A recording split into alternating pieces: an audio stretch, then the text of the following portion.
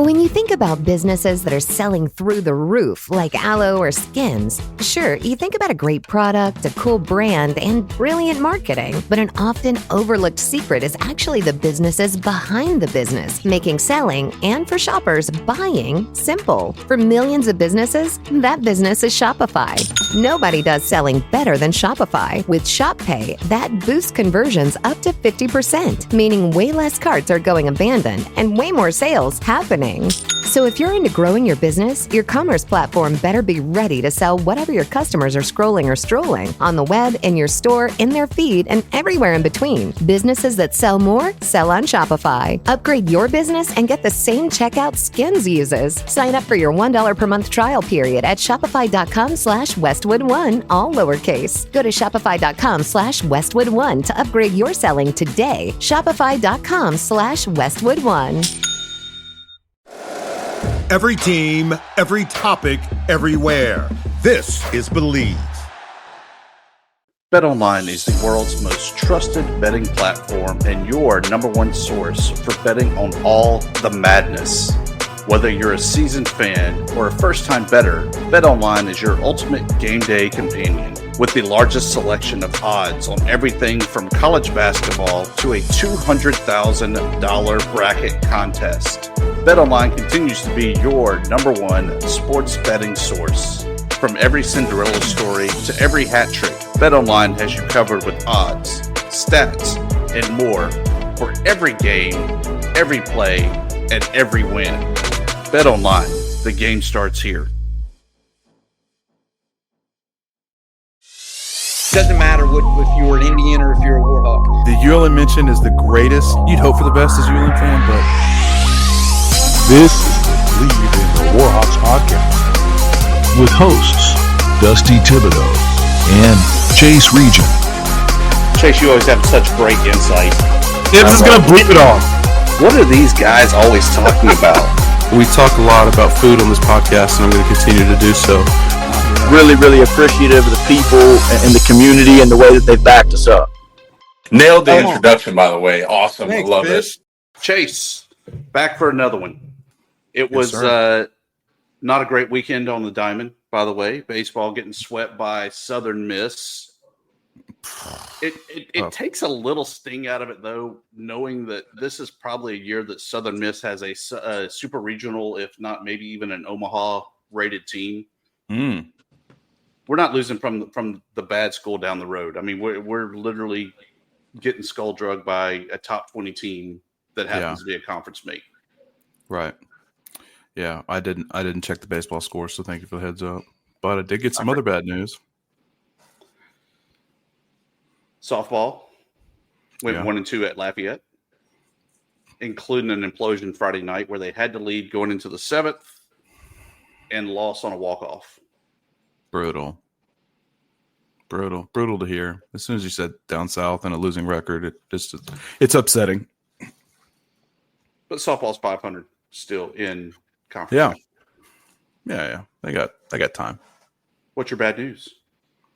I'll let you break it. You're better at that.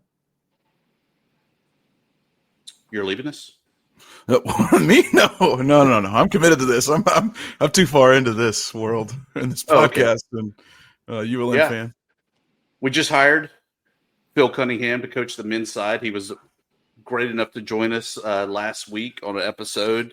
Open book. Now we get to talk to whoever is going to be the new women's basketball coach with Missy Bilderback bailing out to head home to Hattiesburg for Southern Miss. Tough, man. That's a tough loss, but it's tough, man, because you finally felt like every sport maybe was heading in the right direction, or a large majority of the athletic department said it there. So it's tough to watch that happen. But I mean, good luck to her, and I wish her the best when we're not playing them. 2 games a year, you got to cheer against her. That's okay. Thankfully, she's a fantastic coach, and thankfully ULM's on her resume. I appreciate that. For sure. But Chase, I know you love going to basketball games. Mm-hmm. Know you love going to football games. Mm-hmm. But have you ever been to all of them? No. Can't say I've made every single one of them. To be honest, I hadn't either. There's times where the ESPN Plus, former ESPN3 subscription comes in handy. Yeah. But a guy that has been, at least since 2021, when he made his way to the Bayou, the director of the athletic bands, Allen Parrish, joins us for this great episode to tell us about the sound of the day and the technical fouls and everything else that's going on in the music industry. Allen, welcome in. Thanks for having me. Tell us everything that's going on in the music industry. What a setup for failure, Thibs. That's a lot to handle. Yeah, it's a lot. Well, I mean, we aim big around here. We always fall short, but we got to aim big. Yeah. But Allen, you get those front row seats, and as we were talking about before we really started recording there, I couldn't tell you much about Sound of Today other than it sounds great every time they're playing the fight song because that means good things are happening. But what is really the big thing that keeps Sound of Today so engaged and they're just blowing it off every single game every year that they're in Malone Stadium? I think one thing is the sense of community. Just like all the athletic teams have, they spend a lot of time together and they build relationships in the organization. I think that would be the first thing. And the second thing is the students care about and are invested in the athletic teams that we're supporting. Like my students get into these games, and when it's a close game, we pull it out. They're exciting. It's been a good day, and now there's been a couple games in the last 4 years where it's been close and it goes the other way, and it's like, man, that was a terrible day. Everything was great, but we lost, and so the outcome of these games shows that we're invested in how the athletic teams are doing. Yeah, I love that, dude. One of my fondest memories is after a win, and I had a few of them, not enough, but going over there and celebrating with the band and singing the alma mater, and that's all we do after the games, right? Alma mater. That's what you guys play. Yeah, while you guys are shaking hands, we play All I Do Is Win. Yeah, you do. Yeah, and then you come So over cool. for the alma mater. Yeah. Yeah, love that. How'd you get started in band? Was it like a young kind of like you did it ever since you grew up? Your parents pushed you to do it? Like, what's your story in that sense? My parents didn't push me to do it, but they supported me. Yeah. They kind of gave me the space to do whatever I wanted to get involved with. And I was actually a football player from age like 7 through I stopped in high school because I was short, but I'm 6'4" now. Oh, that's unfortunate. Yeah, and so I was just the people in band were a bunch of nerds, and I didn't want any part of it until they had this big meeting at my school, and they said, "Do band. It'll make your test scores higher. You'll get higher ACT scores." I was like, "Well, I could do that. I could give it a try, see how it goes." And my whole first year in band, I was convinced that I was going to quit so I could do football, and I just never quit. And 20 years later, and 3 degrees, I'm doing it for a living. Crazy, dude. And so you go to undergrad. Do you get a music degree there? Did you know that that's what you wanted to do there? You do a master. I mean, geez, dude. I mean, what are you studying? Those kind of things. Are you looking at music theory, or are you looking at like composition? Could you write us an intro? That'd be huge. I do a little bit of writing, and a bunch of the stuff that you actually hear in the stands is stuff that I write. Awesome. I'll take popular music and write it where the band can play it. But now in music degrees, you study music theory, you study music history, you study how to teach music, a lot of performing, and so it's just I did 9 years of school. So from high school to doctorate, it was 9 years. I bet you didn't expect somebody to ask you about your academic work in music on this podcast, but I've always been really interested with how dedicated, people like yourself are in getting the craft. And it's always interesting to hear how kind of you get into that world. Yeah. And like a football game, the average fan's not going to understand how good we are or how good we might be, but they'll know real quick if we sound bad. So it's something that we have to really focus on. So it takes a lot of practice. I know that I've seen them out there at the old drill field. I think they're now on the old women's soccer field. Yeah, that's a soccer field my wife can play on now. Mm-hmm. Well, yeah. So what's it take, though, to kind of get from that Sunday all the way through the Saturday game day experience? So we actually start a week before classes. And so a week before classes start, we move them into the dorms and we spend about 10, 11 hours a day for a week just preparing, just general playing. We prepare halftime shows, the stand music. And so we do the bulk of the work before classes get started because we don't have a lot of time during the week. We have about 6 hours a week to practice. And so we spend a lot of time practicing the formations that we do for halftime, and just preparing for performances. And when we take things 1 week at a time, much like the football team does. And we don't necessarily have a game plan for what we're going to play when, but we have a list of like 30 songs that we choose from in a game. And I let my student leaders, the drum majors, which are the ones that conduct, I let them pick the songs we play and they run the flow of the game. So I can just, I watch the game a lot and I enjoy that. And they take care of what the band is doing. What does a band practice look like? Like, how long is it? When do you start? Like, are you a morning band? Are you an afternoon type guy? What is it? What is like the whole practice look like? With a lot of college bands, they do it in the afternoon after classes. Most of the classes are done. We start at 3:30, and if you're comparing it to football, if you start football practice with all of the like linemen might be together, your defensive backs might be together, and you're in your groups. We do that for about 10, 15 minutes. Cool. And then I send a schedule every week so they know exactly what to expect. We might spend some time learning the sets on the field, and we use an app on their phones for that. That's cool. Yeah, and then so we spend some time practicing the music, and then once we get the music learned and the sets on the field learned, we have to put them together so that we can do both at the same time. And so we usually, every day is a little bit different depending on what we need to do next, whether it be drill or music. So you're in the stands cheering on the team. How much kind of invested interest do the students usually have in these games? I mean, is there like kind of a rivalry whenever you're playing these Sun Belt Conference teams, or whenever you're playing maybe at the LSU games or anything like that? Well, we haven't been to a lot of away games, so we haven't been to. I'd love to take the band to Alabama this year, or at least part of it, because that would be incredible. But honestly, at games, the school down south, we tend to cheer extra hard against. But it's always us versus. They're nameless, by the way. They're nameless. Yeah, love that. I love school down south. That's a great name for them. But it's always like us versus the enemy, and the other team is just the enemy. And the students, they might not know anything about football, but everyone's going crazy, and they're going crazy too. And so they just when good things are happening, they could see that other people are cheering. And now I will say most of my students do know how a football game works because they've been to so many. But yeah, they're invested, and when we win, it's a good day. When we lose, it's tough.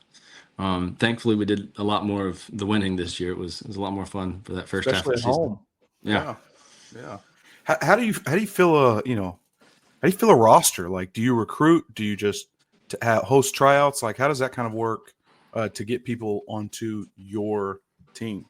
So I do a lot of recruiting myself. I mean, we have, so for every instrument that there is, we have a faculty member at ULM that teaches that instrument.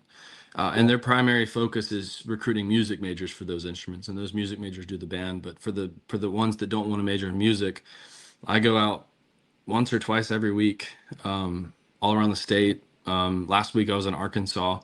I've been to about 22 schools this year, just going and talking about the band and the opportunities we present. And so the students don't have to actually audition to be in the band unless they play drumline or color guard.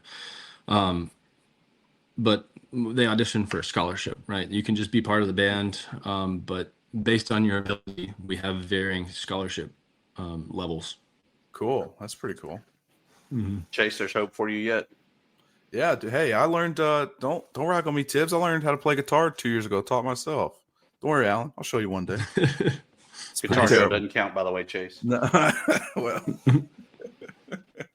So I've heard the stories also that it gets a little brutal over there on the visitor sideline. Is the band maybe the bigger trash talkers than the student section, or the student section still kind of have the crown? We have some NCAA regulations that the students don't have. And so I've been down there in front of the students, and they give it to them pretty hard. But with us, it's just constant. Like the students might ebb and flow. Like if the other team is doing particularly well, they might be quiet, but the band just continues. One of our favorite things to do, the kicker is like right in front of where we play. We love giving it to the kicker a little bit before he has to go out there and try and make some points. One of my worst memories, and the only time I felt like fighting a band member, was at your alma mater, okay, Troy, right? Mm-hmm. They play right as you're leaving, and then they kind of play on the side, like similar to ULM, right? They play on the side. And I've never – I mean, they were just very rude. I'll keep it PG for you, Allen, but they were very rude. And but it kind of like – I don't know, when you think of like an environment, right? Like it's such a cool thing, even if ULM's not having the attendance numbers they want, or any other school, it's so cool to see when the band picks it up and when they do a great job. You know, it's just such a blast to be out there and be able to watch and be proud of, or add to the environment and be proud of that environment that y'all are creating. Yeah, we definitely love adding to it. And one of my favorite things to do at my undergrad, right before we would go down for halftime, we'd be right there as close as you could be to the other team. We'd have about 4 or 5 of us that would just heckle the other team. Oh, now I'm realizing, that you were there while I was playing. Yeah, and it might have been I me. tried to fight you like 10 years ago. I was appropriate and nice. I mean, to a degree. I didn't say anything that like would have got me thrown out, but I pushed it pretty much. Yeah. Yeah. Well, I'm glad those talents are in Monroe now. I'm glad we can have these reunited moments there for you there, Chase. I don't remember much. I got a concussion at that game, and I'm leaving, and I remember the tuba playing. It's weird how life comes full circle. I was playing tuba. So, Allen, you also get to use those band skills inside Fant Ewing with the technical fouls. Y'all had some great shirts with a great logo on the sleeve that I got to say I was very biased for. So, how much of that from the football field carries over into Fant Ewing for that? So with football, anyone that wants to be in the football band that can play their instrument can do it. But with basketball band, we only have 30 spots because Sunbelt only allows 30 people at the Sunbelt tournament. I think that's an NCAA thing too. Maybe we'll find out soon. But I have auditions, and I have about 50 students that fight for these 30 spots. And part of the audition is playing. Part of it is they scream in my office. Like I'll give them a situation, a basketball situation, and in the middle of the day, they'll just scream in my office. And then it's, if you don't know what's going on, too flat, you're out. Yeah. Well, yeah. And so I've had students before that have just not cheered, and they could be good players, and they come back the next year and audition again, and they don't make it because part of the gig for getting extra scholarship money for the basketball band is to cheer the whole game. And so that's something that we look for. And so it's basketball pep band might not be my top 5% of players, but they're strong players, but they're definitely the top 5% of cheerers. And they like being so close to the players that the players can actually hear them. We've gotten some interesting gestures from other players this year. It's always it makes them feel like they're doing good on their jobs when they're distracting the players like that. Number one in our hearts too, there, Allen.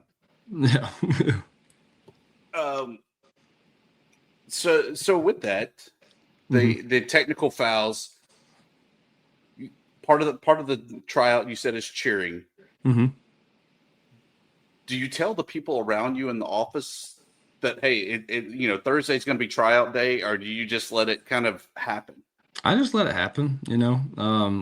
There are 2 faculty members that have offices in my office. It's me and the drumline professor. She's a percussion professor, and she kind of comes to expect it. And we just know that around September, there's going to be about 4 or 5 hours of screaming going on. Hours, what a plus. Who else in their profession gets to do that? Yeah, maybe the cheer coach. Hey, I'll give you $1,000, but you got to scream for the next 30 minute 30 seconds in my office. Yeah. And that's how we did it at my undergrad. So I enjoyed that audition process, and our pep band was wild. So we're wild too. Basketball, technical fouls get crazy, dude. They've gone viral a couple times of just going nuts, man. You gotta love the energy that they bring in that stadium. I feel like we need like the MTV Cribs style version of this tryout, though, to really experience and get the full picture of what's going on with it. Yeah, or it's gonna be an awful documentary later in your life, Alan. Either one. Back when you're young in your career and you're making kids yell for money. Right. Okay, I want to ask that. Like, how do you get? Obviously, we talked about your degrees and stuff like that, but how do you get kind of like where you're at in the sense of leading the band and doing all the planning and like, taking over your own program and this kind of stuff? Like, is this something you've always wanted to do in that world after you've started band and played in college and stuff, or is that kind of like, well, I'm good at it and now I'm here? Well, I mean, it was kind of not exactly what I had planned, but that's how things work. My doctorate is actually in tuba performance. I wanted to play tuba professionally, and so when I was finishing up my doctorate around COVID, and it kind of showed me that I don't want to lock myself in a room for 8 hours a day. I want to be around people, and I've always been really passionate about athletic bands, marching band and basketball pep band. And so the last year of my doctorate, I just applied for everything. I applied for marching band jobs. I applied for tuba jobs, all kind of stuff. I think I applied for like 20 plus jobs. And ULM was the first interview I got, and I just really enjoyed the experience interviewing. I was familiar with the school. I knew the history of the Sound of Today marching band and the legacy, and I just felt like it was a good place. So I took the job, and it's not entirely what I had planned. My plan changed several times through college, from high school band directing to full-time tuba, and then eventually college marching band. Yeah, pretty cool. Leading a Division I college marching band is pretty dope, dude. Yeah, I was 25 when I got the job. Come on. You thought you knew it all, huh? Oh, yeah. I've learned a lot since then. Haven't we all? Yeah. That first job is always oh man, I know exactly what I'm doing the first day. You go home and you're just like, yeah, I got so many emails. I'm gonna go to Walmart, be a greeter. Yeah. Go to Brookshire's, be a sacker. You mentioned emails. I actually we took the band to Troy my second year, and I got an email when we got back from Troy from some fans that were talking about how inappropriate our dancing was, and we were literally doing the exact same thing the Troy band was doing. I was like, you don't understand. Things get public knowledge. Yeah, I'm like, you don't understand. I went to the school that you were cheering from. Yeah, I kind of stole this choreography a little bit, or it's derived, it's derivative. Maybe that's a bad thing in your world. It's I mean, it's dancing. No, it's adapted. Okay, there you go. Yeah, there you go. Chase is trying to tie us in there to the good old cheer movie, Bring It On, where they went to conference. I was trying to rack the movie in my head, and I thought maybe I don't feel like the analogy I'm setting up puts us in the best light here. So I tried to get out of that one. So Alan, Sound Today has a great history overall of the program. What's it been like to kind of have some of those older guys still around or come back around to try to help the program stay where it's at, or at least continue to grow going forward? It's been fantastic. They've been so supportive. Actually, this last year, my graduate assistant, her dad is a Sound of Today alumni, I think from the early 80s. And so he's been a lot more around, and he's communicated really well with the other alumni. And we've established a little bit more firmly an alumni band board of directors. And so that's been great. And so I think with how early homecoming has been communicated this year, I think that we're going to have a lot more alumni on campus with the band next year. But yeah, it's been fantastic. When I first got the job, I played in an orchestra in Kansas with a Sound of Today alumni. And he called me probably once a month my first year with the job, just asking how things were going, what he could do to help. And I really appreciated that. And so I love reaching out and answering questions from alumni. You mentioned homecoming. September 27th, Chase. You thought last year there was a big black dark circle around that UAB game. It's Arkansas State. I love that. Hopefully they suck again. Hopefully that streak is finally snapped. Hopefully that. Yeah. I can't say I helped it. What is it now? 20 years? 19 or 20, somewhere around there. Brutal, dude. And this last year was the year to do whatever. Don't get me started. We gotta guess on. Arkansas State sucks. No offense, Allen. He thinks Troy everybody sucks. Lafayette sucks. South Al sucks. Southern Miss sucks. Yeah, ULM pays the bills. I'm good. Yeah. Thanks, bud. Thanks. I don't really give you a choice there. Mm-hmm. So Allen, is there that kind of rivalry or that kind of intensity there whenever you are playing host to these other schools, or the handful of road trips that you have taken? Is there just that kind of hatred towards the other bands?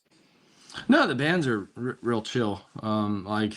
We understand that we're all just here getting scholarships and we're cheering on our teams, but we have actually band fraternities that exist. And so a lot of time band fraternities and sororities, and a lot of times the students will actually go meet up during the game and just talk and hang out. No, but there's this unspoken thing with bands that I don't quite understand, where we're just friendly with each other, and we understand that what we do is not easy, and often not noticed.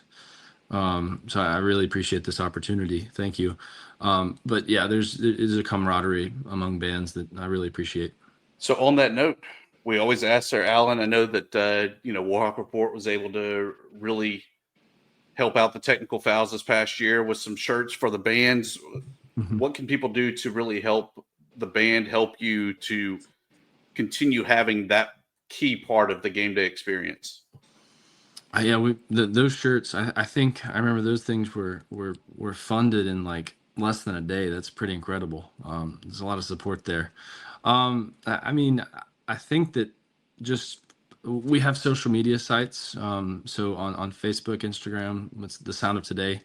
The biggest thing that we're looking for at this point is just growing. And so the more we can get our social media out there, especially to high school students, the more we can continue to grow.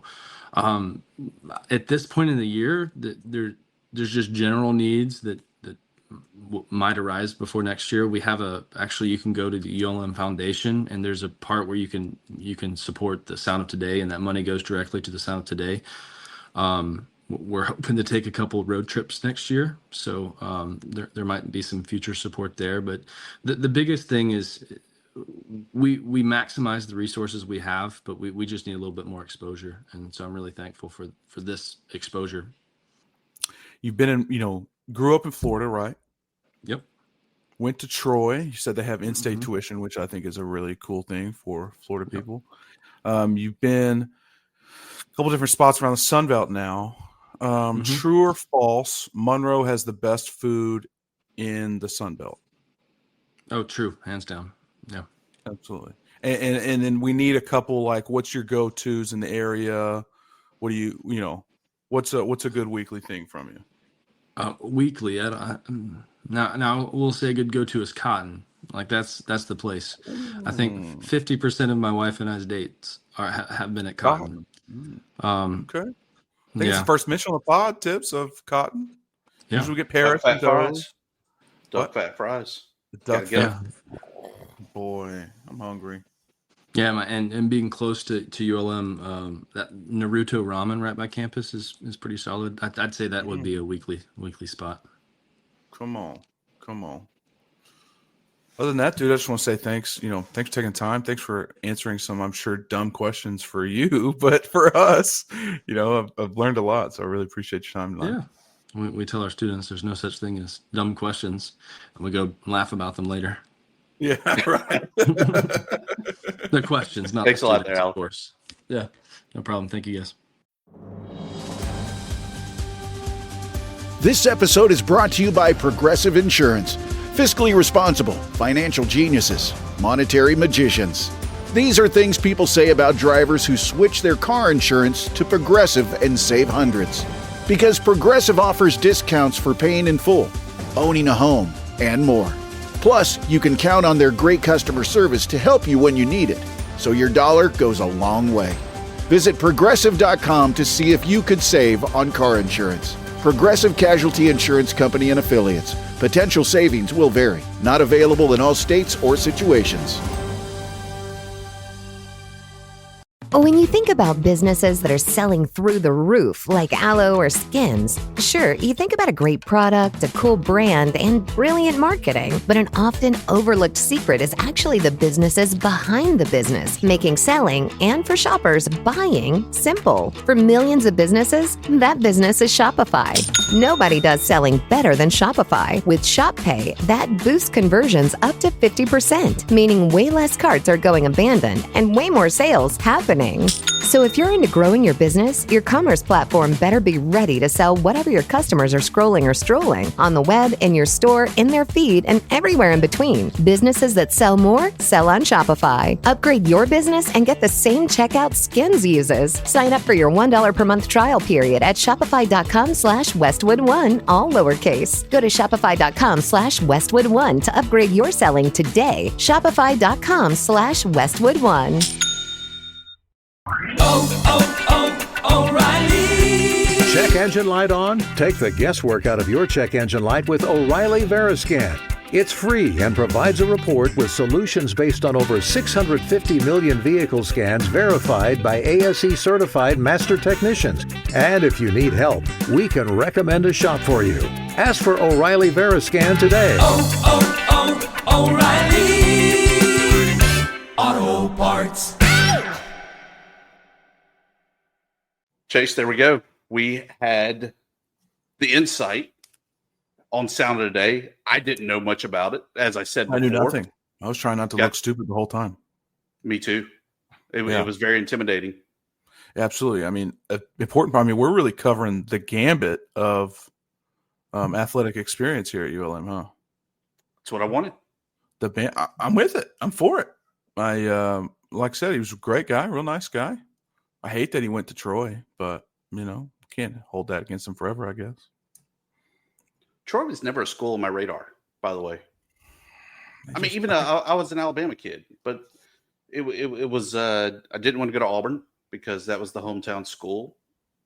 Yeah. It was basically UAB, South Alabama, another one not really on the radar, or it was head over to the Bayou and go to NLU. To be honest, I always loved Troy's logo. It was probably too far for me to go out of high school. But, you just hear about the two big ones out of Troy. You get pretty – I am a huge Cowboys fan, so DeMarcus Ware going there. I knew about it probably before ULM, sadly to say. But, I had never enjoyed my experience at Troy.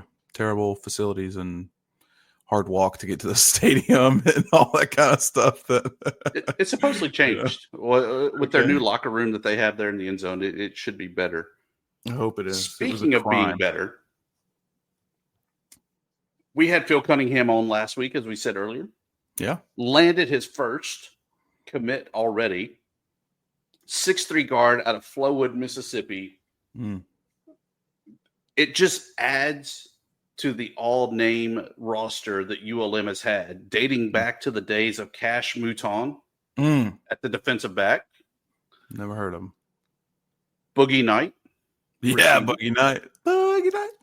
Boogie Knight. General Booty. Yeah, well, that didn't turn out great, but still a great name. The latest edition, guard Wiggy Ball. Wiggy Ball. Wiggy Ball. Yeah, he's got to start, right? Like you can't grab a commit like that, not immediately start him, whether he's terrible or not. What an amazing name. But he's a great player too. And it's somebody that Federico needs to go talk to because he's a two-way player playing basketball and baseball there for Hartfield Academy.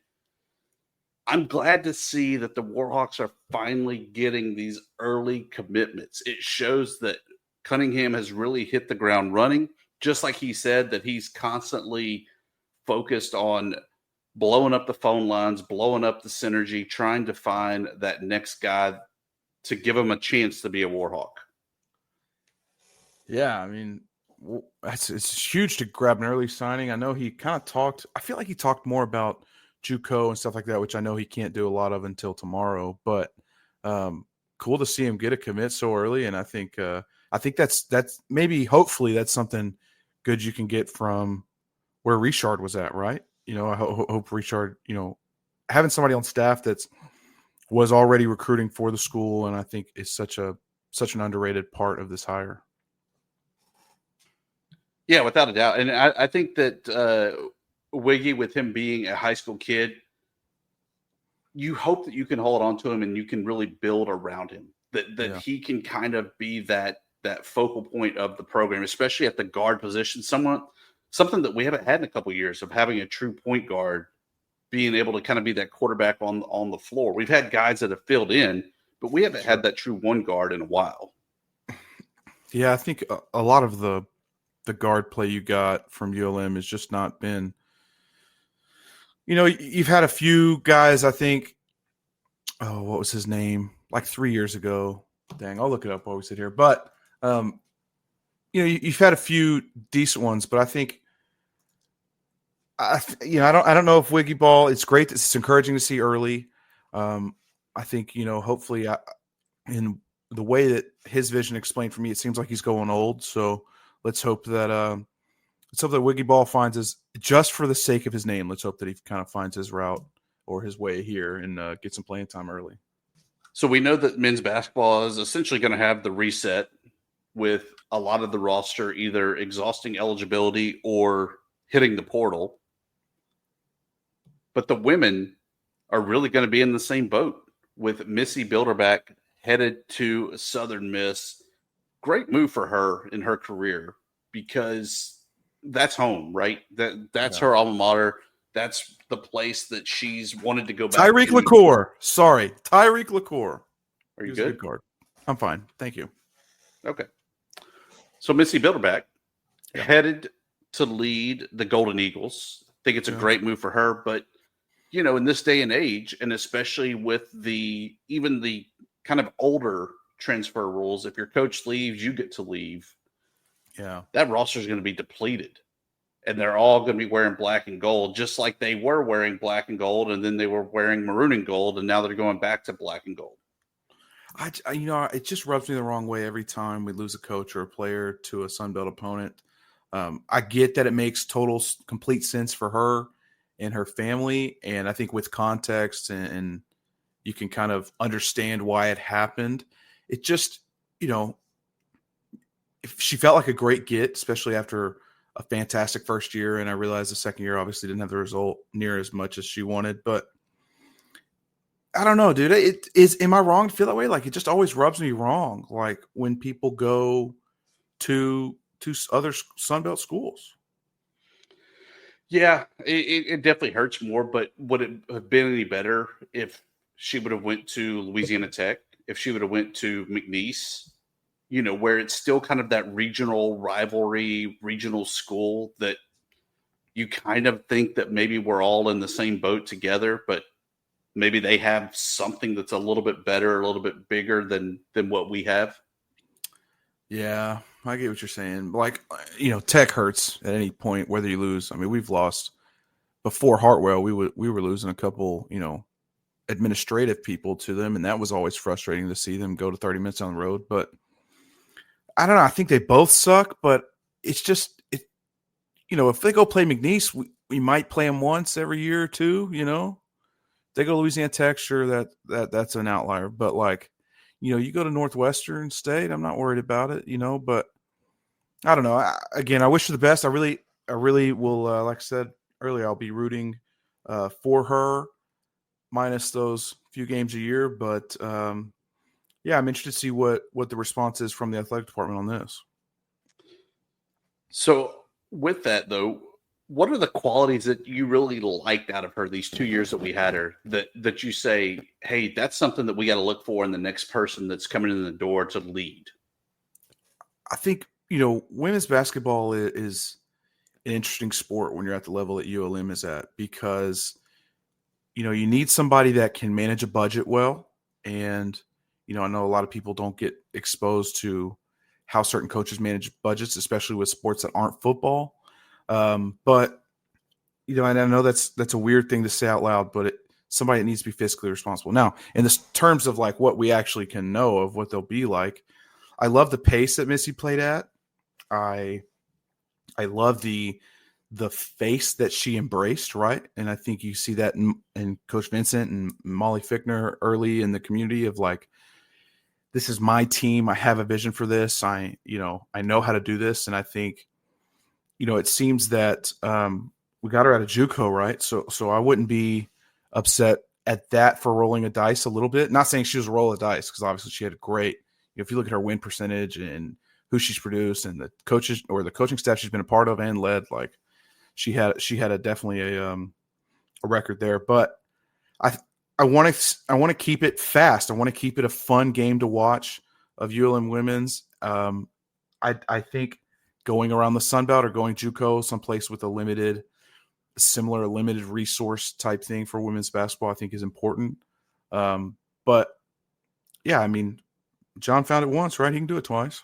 He's done it a couple times in his career. Yeah, I think the biggest thing is that regardless who walks in the door, I said this even for the men's basketball search. If Coach K comes in, he's got to have the resources. He's got to have the capabilities. I think that you've got to make sure that whoever's coming in has a little bit more, a little bit bigger, better, faster, whatever, to make sure that progress is not lost, that Bilderback built at ULM, and make sure that we're still going forward a little bit more every season. So you think you're looking for a little more seasoned, less than like like maybe a hot shot JUCO or something? You think you need a little bit more experience of what this looks like? Someone like Phil, in like similar type candidate? I think it's that, but I think it's also we at ULM, we need stuff.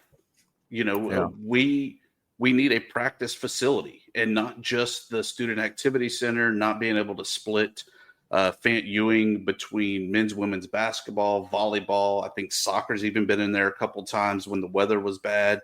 Just stuff that allows people to have the constant resources they need to be a little bit bigger, a little bit better, a little bit stronger day after day. Whether that's we finally see the funding for that addition onto Fant Ewing, whether maybe that's how we pass the student fee, is to build a new student activity center for the students, and athletics gets the old one. Yeah. Well, it'd be the current student activity center would be a really well positioned and really great, athletic facility.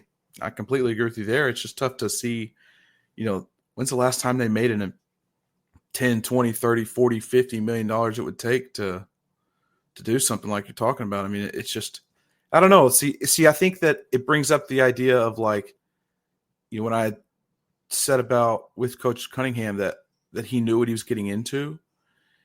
But that doesn't mean I want a homer. I want somebody that like can understand, hey, I've got limited resources. Let's set realistic goals, achieve those goals. And I think Missy elevated what those goals are, because before Missy, it was, we weren't like Missy, you win 5 games, we're having a good year here, and so I think to grow on that, I completely understand your point about wanting facilities and needing facilities if you want these sports to be good. But let's look at where this athletic program is, man. They've got to make, at what point is that on the list? You know what I mean? Like it's got to be. It's the catch-22. I don't see how you're getting better by not having the facilities to be able to practice, to be able to have shooting drills up 24/7 for your players, to optionally opt into those, because the NCAA would not allow you to actually have coaches present for them. But to be able to have those opportunities to always get better. And right now, I don't feel like that they're really there. And that's why ULM is on the struggle bus. Yeah. Well, again, I don't know when that – we kind of feel like we're headed this – I hope you feel this way like I do. Like I feel like we're headed the right direction on a lot of things. And I think that comes with time, but I don't think it's if you're having to prioritize your issues and get 1% better every year, I don't think it starts with women's basketball. But I do agree that it does start with basketball in general. And it feels like low-hanging fruit of a sport to say, hey, we can become a really great basketball program without, that curve is much smaller than football. You know what I mean? And we can have success in basketball and do it early. But I don't know. I'm interested to see where Hartwell goes with this, dude. It's a I hope it's an attractive job for some. Of you're not starting at 0 anymore. You're starting at you're at least starting at 50, if not more. And so you hope you can keep some players. Although I'm with you, dude. I mean, in the modern day, would you stay? And that's unfair to ask us because we're ULM fans and we talked to Elijah Fisher, who obviously did stay, and people like that. But I think if you're not stuck with the university, and this is a whole different conversation for a whole nother podcast that we can talk about an hour for, but is it, we're likely going to be stripped of a successful coach with a decent win percentage, especially at a place, especially at the place that ULM was beforehand, and no players. I mean, as Phil's figuring it out, it's going to be something that you gotta understand what you're getting into. Without a doubt. But we'll get into it again in our next episode, Chase. But before we go, good old story time. What do you have for us? Oh, I'll tell you one. And this is a messed up story, okay? Do you remember Alton Clay, the discus and track athlete for ULM? Yeah. He goes to nationals. He's won the Sun Belt Conference, I think, one year. Great football player. I mean, great track athlete. And Alton was he tried out for the football team. Fun fact, and actually was like I said, an incredible athlete.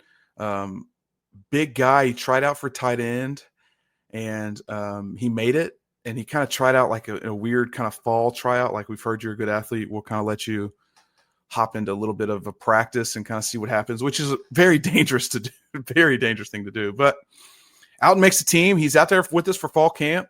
And I don't remember him being a real loud guy. He wasn't like that. He was super, like I said, super nice. And he had walked on the team, and we are doing a red zone drill, right? So we're on the 5-yard line, I think. And the play was to, I was a true freshman. Alton and I both were true freshmen, so I was 18, and I forget what the play was, but obviously you're on 5, so you're probably going to run the ball left, right? Well, I thought I heard we're going to run the ball right, and Alton Clay went up to block somebody, and I blindside both of them. Alton tears an ACL and never played football again. And it's a terrible, terrible story to say out loud, but I want to tell you, I'm sorry, Alton. I have told him to his face, I am sorry that happened. I was a young, stupid freshman, and it ended up, he had said, it's okay, because I ended up winning conference and being and having a successful career in track. So that is why you don't trust fat 18-year-olds with your knees. There's another sound clip for the intro there, Chase. Thanks again there, Chase, and we'll do it again next week. I will see you next week, Webb.